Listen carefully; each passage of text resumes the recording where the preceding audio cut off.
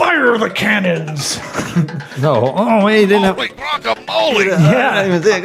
I feel like I nailed that, Gene. Fire the cannon. Fire the cannons. This is the Sweat Equity Podcast, the #1 comedy business podcast on this blue marble we call Earth. Pragmatic entrepreneurial advice with real raw dog talk. Please, Lube. Listen to us on iTunes, Apple Podcasts, Spotify, OnlyFans. Yeah. Saying that. Substack, all that stuff. We're on all the business. We're gonna fucking level up this show. What? It kills me. Yeah. This Won't episode. stop. This episode is sponsored by Squarespace, the all-in-one drag-and-drop CMS. What's a CMS? It's a content management system. You want to run your e-commerce store? You want to show a little portfolio? You got a local business that you need lead gen kind of set up? Bada bing, bada boom. It already indexes on Google. Squarespace is the shiznit. Don't get You just said shiznit. the shiznit. I'm sorry! Should be saying. Get the hookup. Holler if you hear me. Here is it. We need some Master P drops in here. Make them say, There's Hit a that- movie I got to tell you to watch. hit the link in the description. Get the hookup. It helps you get a little discount. It wets our beak a little bit over here. And, you know, if you need any help, hit us up via email Yeah. on our website. And hit up the merch store. You want one of these sweet tanks? If you're watching on video, I'm wearing, and that we're wearing most times, Right. go over to uniform. sweatequitypod.com and hit the merch store for some swank tanks. Let's get it going. Hotty toddy. What about my sweat equity? Sweat equity. Sweat equity. My sweat equity. My sweat equity.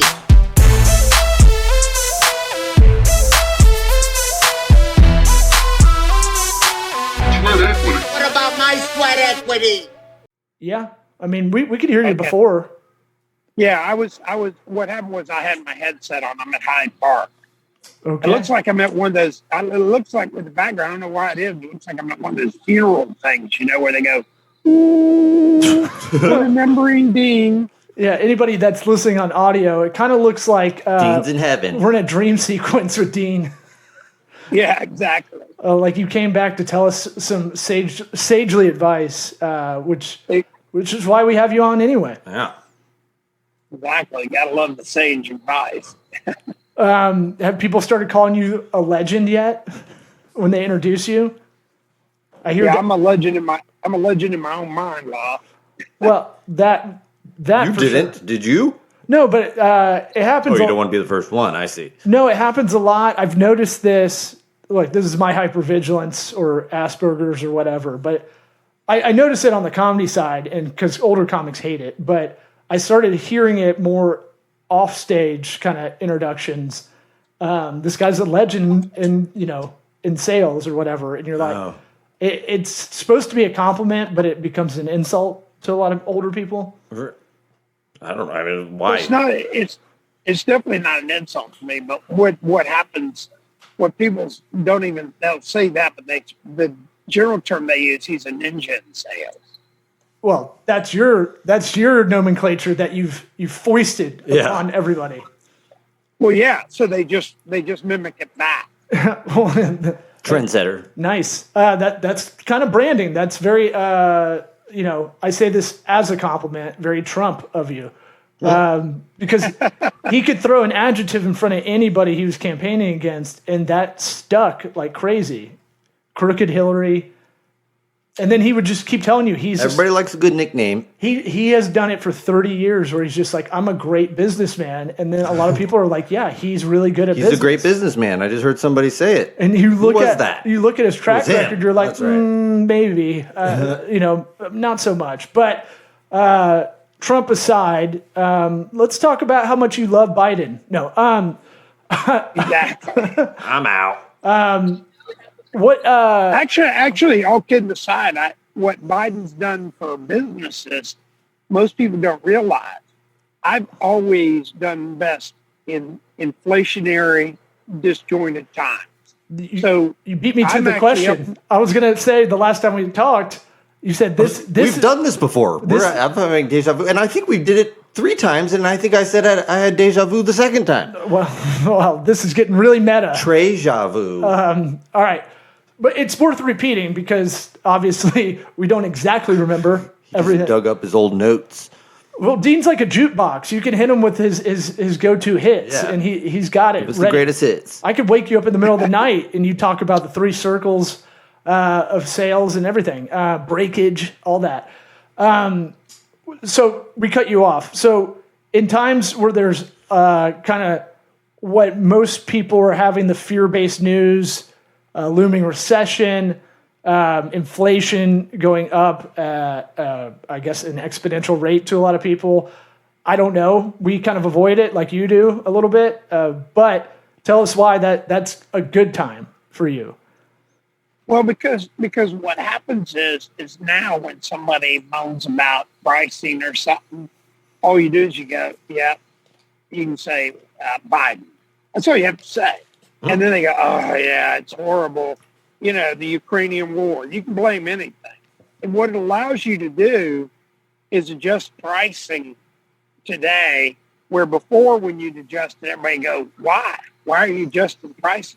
Why are you going up on your price? Now if somebody goes, man, I just saw your price. You went up a bunch. And I go, yeah, Biden. Inflation. Floodgates. Open the floodgates. Scapegoat. Somebody's just got to poke a hole in there first. Oh, yeah. I mean, you know, at the end of the day, most companies are more fearful of competition and pricing than is in fact the reality. And I was with a company today, again, helping them. And if you can get them out of their own way and they back into what they want to make, they generally find that competition is the least of their issue. Why do you think they have that perception? I don't know. Maybe since they were kids or something, everybody says, oh, that business. I'll tell you, I'll give you the other side of it. It's like when I was with a group of professionals today, and they're going, you got to work hard. I go, you guys have never worked hard. Silence. And they go, yeah, we work hard. I go, no, hard work is in August. Like when I had my construction company, and you're working in the ditch 20 feet deep, and it's raining and 95 degrees out, and you're a laborer. That's hard work. You sitting in an office at a laptop on the 45th floor of a building bitching about hard work is, you know. And I have one CEO buddy, he goes, I grind. I go, you don't grind? I mean, are you kidding me? I would have loved to have seen that. Yeah, I mean, I would have just loved to have seen everybody put in their place. As soon as I'm feeling that kind of pity for like, damn, I've been doing a lot of hours sitting there. I think of roofers a lot in the middle of summer in Tampa, Florida, and thank God I'm not. Or pool construction. I did that. Anything for 2 outside days in Florida in the summer sucks. But just the roof and the pool, especially because you don't get to benefit after it's done. You just move to the next thing. You never get to swim in the pool. Yeah, the pool's the owner of the its house. own cock tease. The owner of the house doesn't go, you did a great job. Take a couple laps, or just, you know what? We'll have a barbecue for you guys. Like that never. Yeah, bring your family over. Yeah. We'll leave the house. You just stay. That's hard work. I had a construction company or my tire company. We did commercial tires. When a guy's sitting on the side of interstate on a summer afternoon changing the tires on a 18-wheeler because they hit a pipe or something and blew a tire out, and it's 99 degrees, he's got a truck jacked up, the sun's beating down on him, he's in a uniform, that's hard work. With cars flying by at 900 miles an hour, not paying attention. And I do find the guys that are more blue collar based in their professional career happier than the white collar people I know. That's just kind of a weird broad stroke kind of opinion, but I think there is something to working with your hands all day that I don't know. Just being in a shitty environment and doing something you don't want to do, and it smells bad, and it's your own version of hell.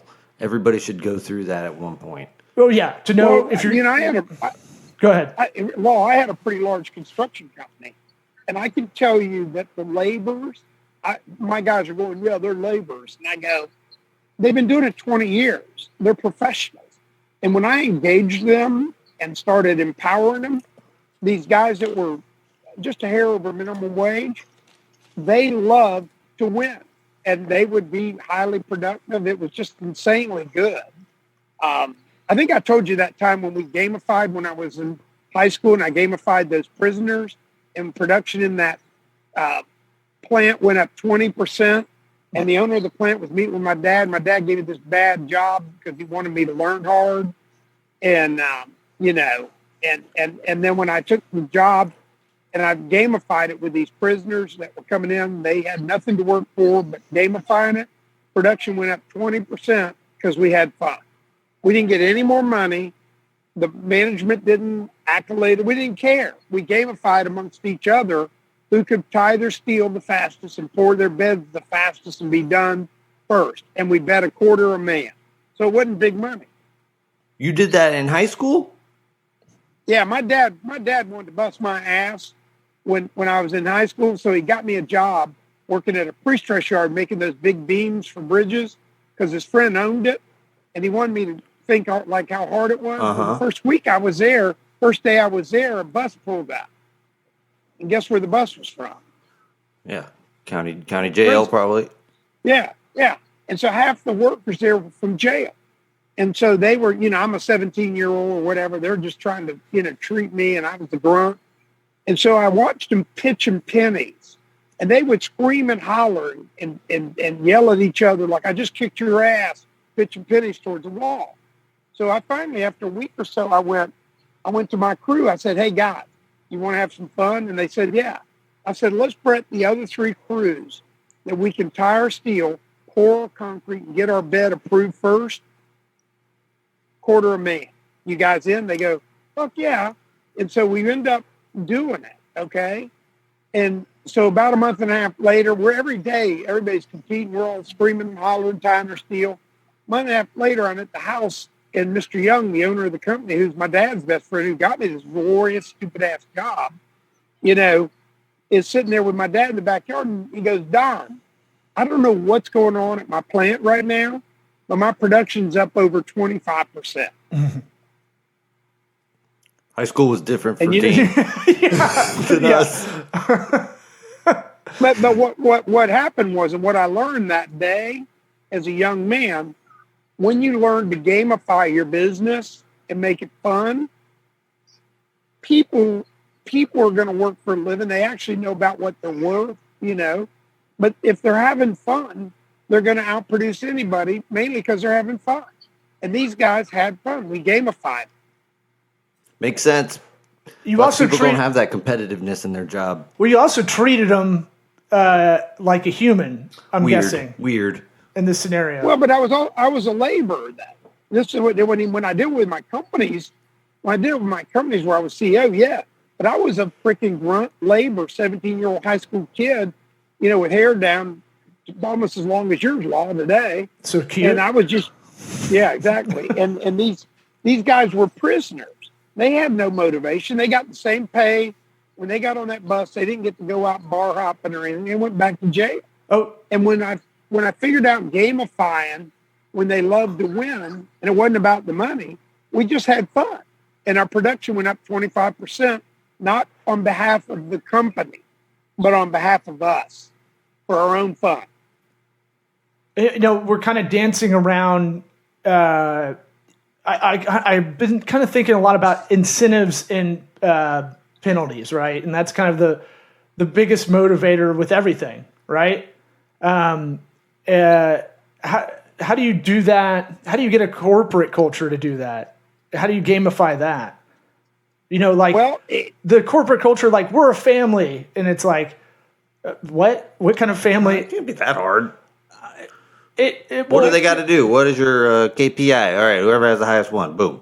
Well, in sales, it's very obvious, right? It's like, you know, here are the tools, go out and do it, right? Because it's very incentive based, just by nature of the job, typically.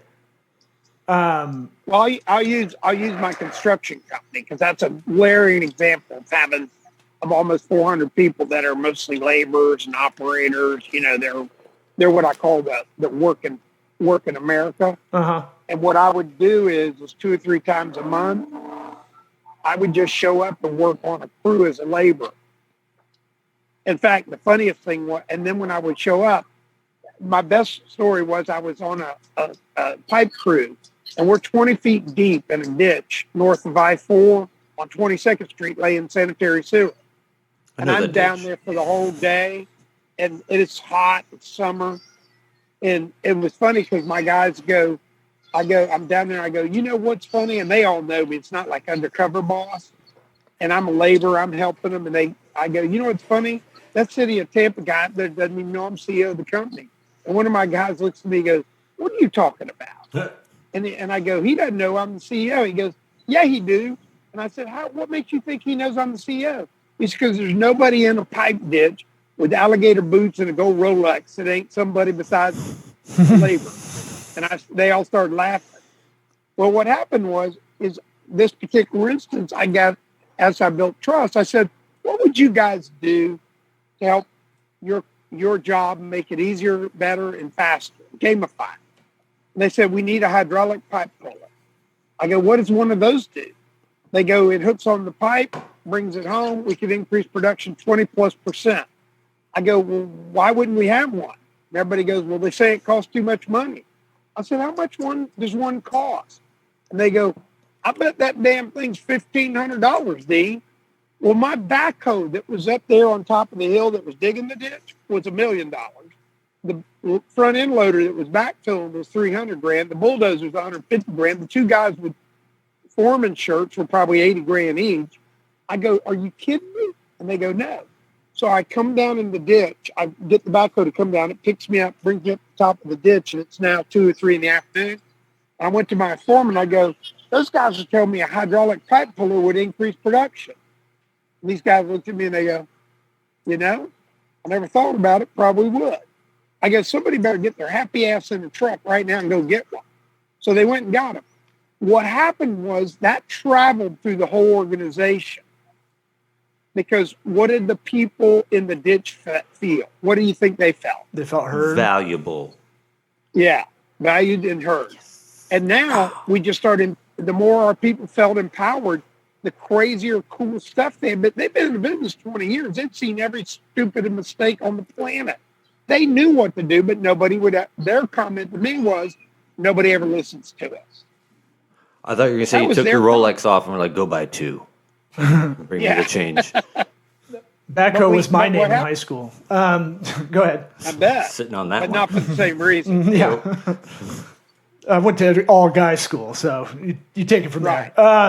Yeah. I cut you off. You were about to say, is that? I mean, is that more about? Cut him off again. Well, he may have lost his train of thought. You don't know. He's a spry 7-year-old, but it's very AARP. And by the way, for those on video watching, thank you for dressing up for the podcast. I mean, we're tickled pink. Oh, you mean me? Yeah. Well, this is my uniform every day. I wear a white shirt, jeans, and a black sport coat. And then you want to see some really, watch this. Oh, boy. Look at these. He's pulling out his penis, guys. Oh, no.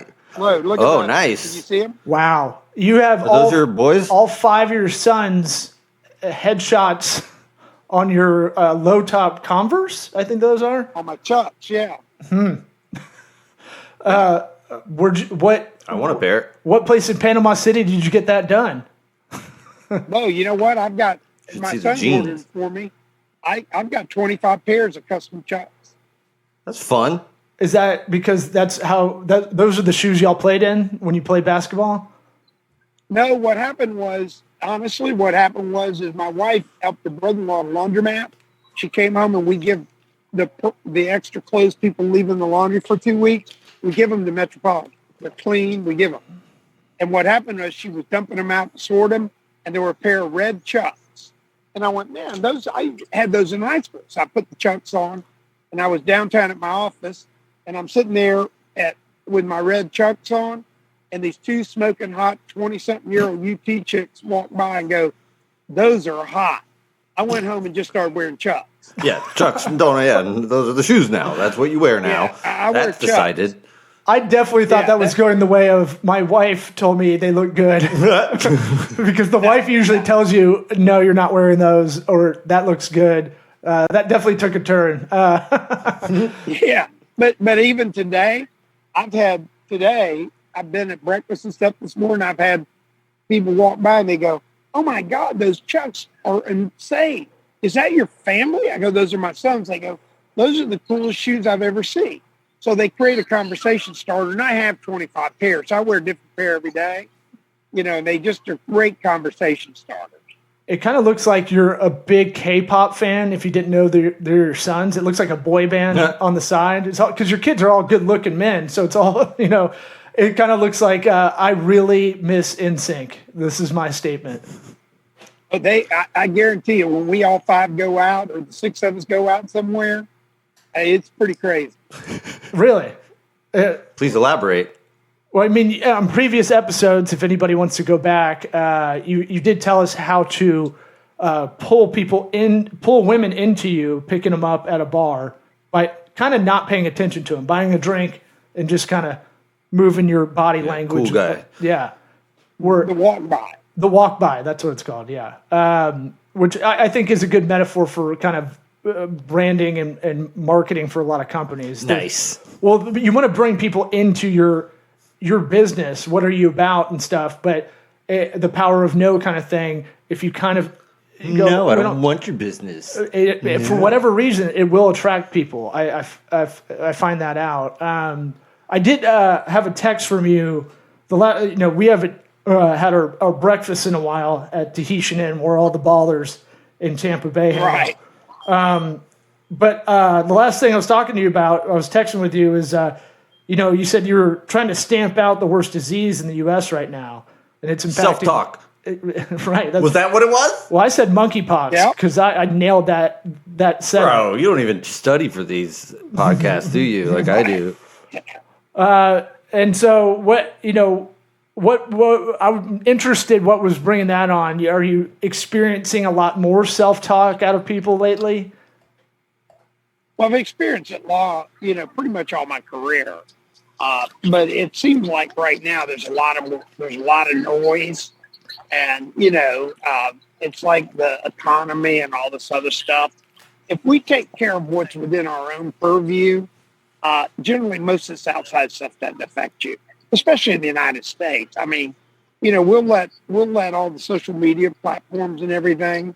I think I told you the story about my son talking about the cigarettes of this generation, and that it's the average person's on social media 2.5 hours a day.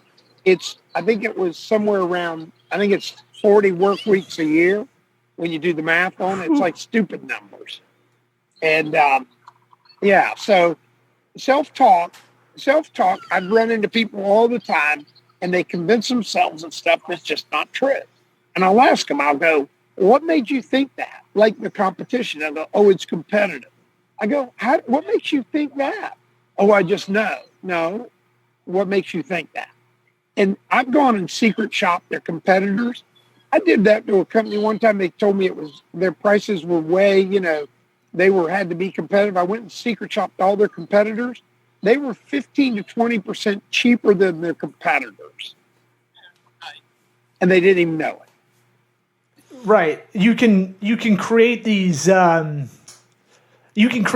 of anxiety goblins that, because you never took the kind of analytical step to go, well, what is my competition? Instead of just going, I know this goblin is in the closet, it's under the bed, it comes out at night. You can kind of create these weird obstacles if you can't. This is good self-talk, maybe I'll say. Like, sometimes I'll just say out loud by myself, like, is that really a thing? I haven't even looked at it. I should go look at it. That kind of thing. Is that what you're kind of experiencing? We used to call it the fear of the unknown on this show a lot. I would say there's a couple of things. One is people talk about being overwhelmed and stuff. The one fact, and I had a meeting today on it, there's only one thing that's universally equal, which is what? Everybody has the same time. Right. Same Bam. 24 in a day. Nice. Yeah, but it doesn't matter. Tied. So when people tell me all this noise, I actually, and you know this law, I have a timer on my phone for 10 minutes. If you do 10 minutes a day at 60 hours a year, 10 minutes a day, I've written 2 books. I can't even tell you all the stuff. I've got licenses and all kinds of different things. And I do it at 10 minutes a day. When the timer rings that it's 10 minutes is up, I quit working on it. And what happens is everybody can find 10 minutes a day. And when you eliminate your self-talk and you put your goals together and you determine who you want to be, you just know you have the same 24. So quit making excuses. Right. Do you ever have self-talk, Dean? I mean, I at my age now, my biggest self-talk is, what can I do? I try to help somebody every day for no pay. That's on my mission. So my self-talk, I'm sure I do, but I don't really have it that I know of because I'm always self-talking what my possibilities are. So when I get up in the morning, I know all the Circle K ladies in 2 counties because I get my How do you brag, not have brag. diabetes? I don't. You get a big gulp or whatever Circle K every day, every morning. Yeah, 2 a day. Yeah. And so what happens is, I do all this stuff and it's fun. My passion now is helping people be the best versions of themselves. And whether I used to do that as employees in my company, and I would say that most of the people that I ever worked with today, the younger people, are mega successful business owners that have hyper-grown their own companies, having worked with me, and still reach out to me and all the time and text and tell me, man, we just hit 100 million or whatever. Thank you. I still follow the principles. So Yeah, that's my satisfaction. So it's more like negative self-talk. We should differentiate. You just need the positive self-talk. Well, yeah, most people's, or the biggest thing is misconception self-talk. Maybe not even negative. It's like the old guy saying it's competitive. And then when I do the math, the 3 circles that you guys remember, and I go, well, you lose this much sales you don't even know about.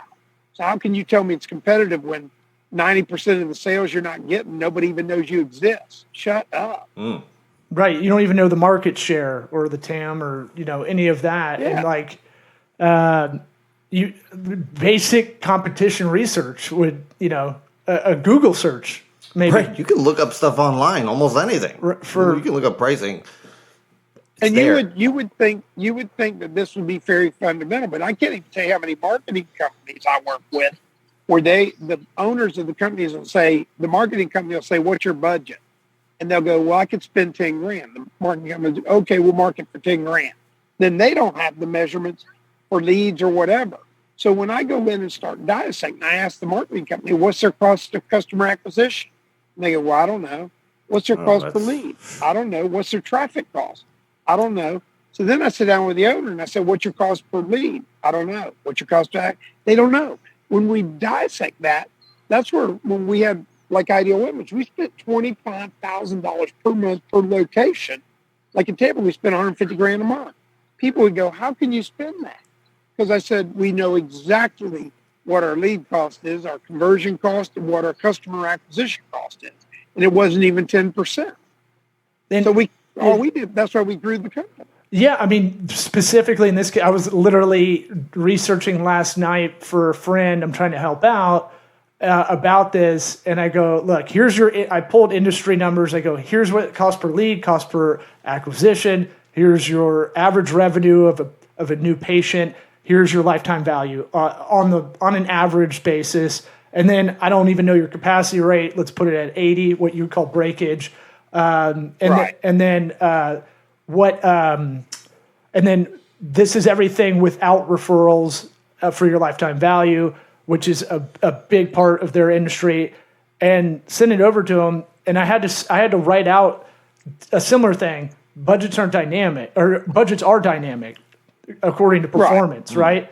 And eventually the goal would be to get a model set up to be able to flip that on or off, if you want. Right. You can ramp it up, or if you're at max and there's a waiting list that's too long, we can tamp it down.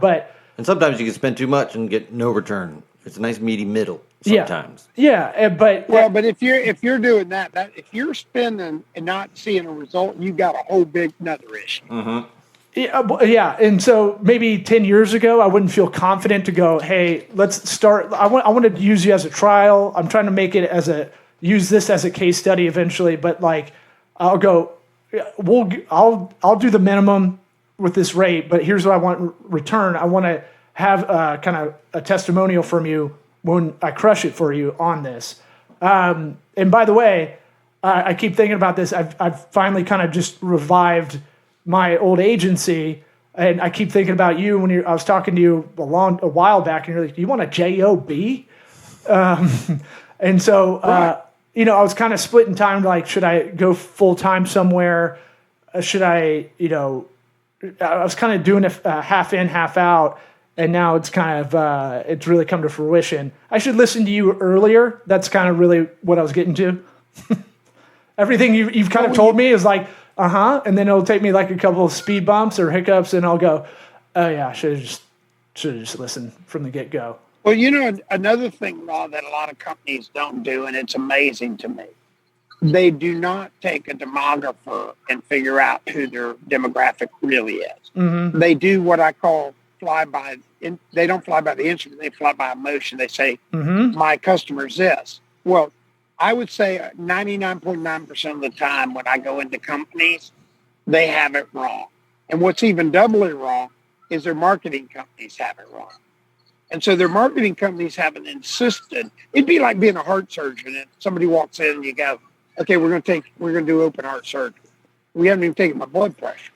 Doesn't matter. I'm a heart surgeon. The marketing companies are telling them, here's what you need to do, blah, blah, blah.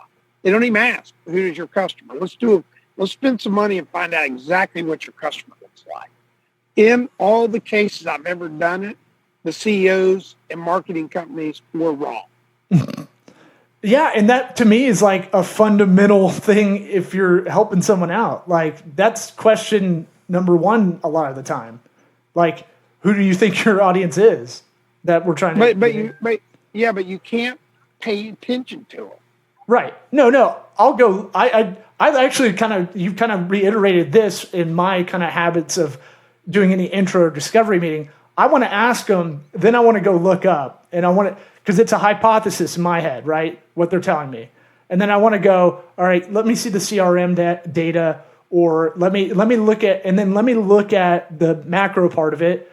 What's the area, if you're a local business, let's say, like, I want to see the demographics of that area, whatever the range is.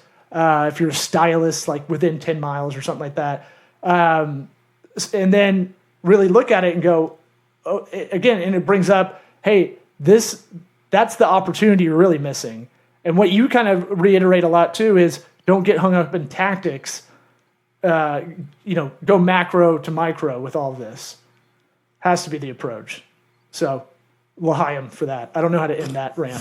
The end. Well, I know, but what I've found is I've found companies like one of the companies I'm helping now meeting after we hang up here. Mm-hmm. I'm going to a team building event we're doing tonight. But one of the funny things is when we started looking at it, that their marketing team is using Instagram. So I do the deep dive and download their CRM, all their customers and stuff. Their average customer is a 55-year-old, 60-year-old female. Mm-hmm. Mm-hmm. So hot on Instagram. Instagram, Heyo, nice. Count it. Yeah, yeah, exactly. And so there's a big disconnect, and then when we look at where people come from, they're convinced that people fly from around the country, which they do. But the bulk of their customers or the bulk of their leads come from within, call it 15 miles of their offices. So I go, how do we convert those? And then that becomes the impetus because we have plenty of leads. And then the marketing company's always screwing with it, trying to, we need to have a drip campaign. We need to do this. I go, what's the customer worth? And everybody goes, what do you mean? Well, the customer's worth $15,000. a $15,000 customer, you think I'm going to treat them like a mass customer? No, they've been inbound lead, giving me all their data.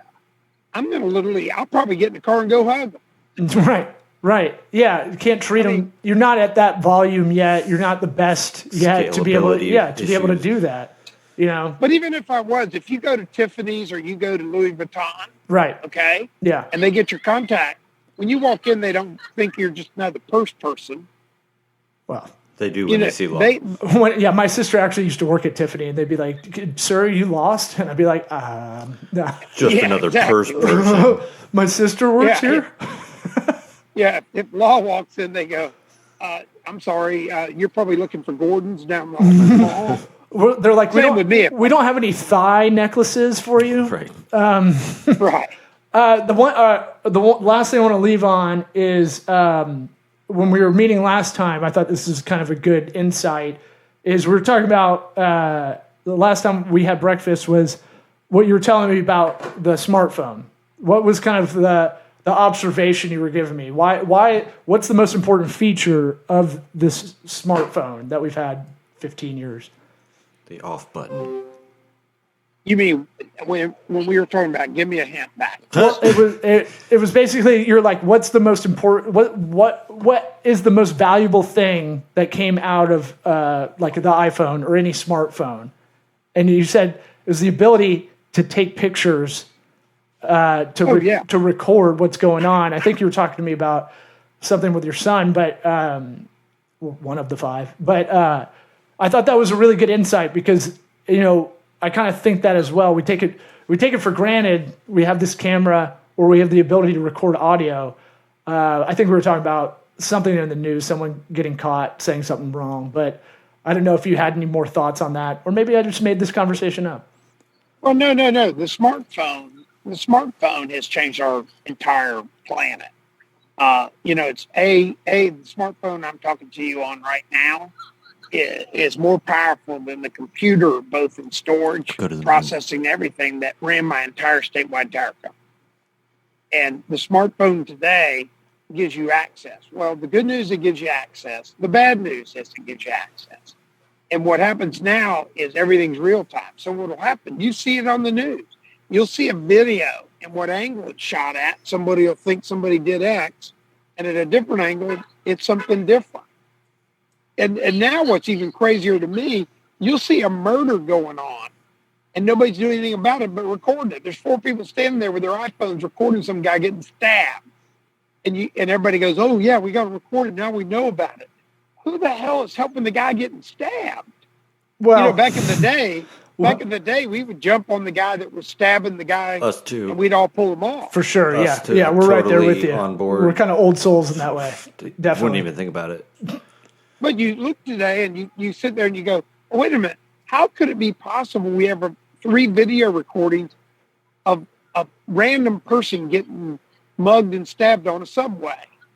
I mean, everybody's standing there with their phones recording it like, oh, man, if I get good content, I may be an influencer. Yeah, it is a funny thing that's your trigger when something is happening to record it and not actually be involved. I don't know if I'd get involved in a stabbing. Stabbing. Maybe the guy who got thrown. Did you see the video of the dude who got pushed into the subway track?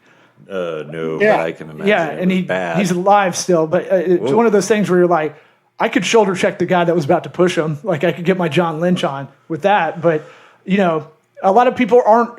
Their face is in their phone. They're not even looking around until they hear a scream. Usually. Yeah, and so just times are different now. And the good news is now with these times that are different, it's kind of like being in a race of slower people. You know the old story about the guy. He's sitting there and he's lacing up his tennis shoes when the tiger jumps out, and the other guy looks at him and goes, "You can't outrun a tiger." He goes, "Don't have to. You just have to outrun you." Mm-hmm. It's kind of that way now.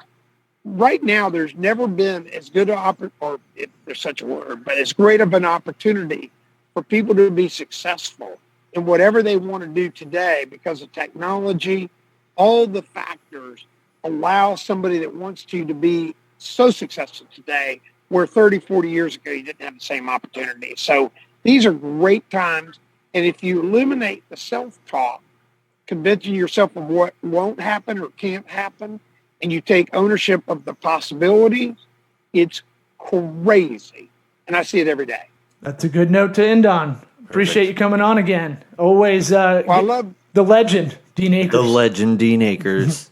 Well, I love both of you guys, and both of you guys are rock stars, and I'm Love glad you too. you're doing this for the community, and if I can ever help anybody, you know I'm there for you. We'll grab breakfast soon, my appreciate it. friend. Thank you. Thank you. Bye-bye.